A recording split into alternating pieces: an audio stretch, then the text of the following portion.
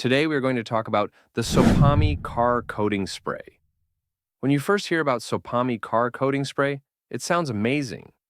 The makers say it gives your car a shiny ceramic-like finish, protects against water and dust, and lasts for weeks. It's supposed to be quick and easy. Just spray, wipe, and you're done.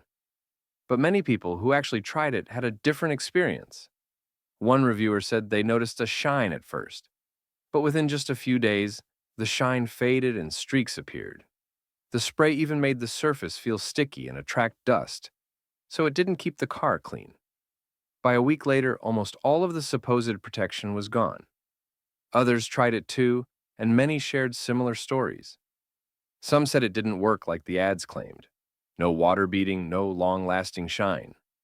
Some bottles even arrived without proper labels or instructions, which made people feel like the quality control was lacking.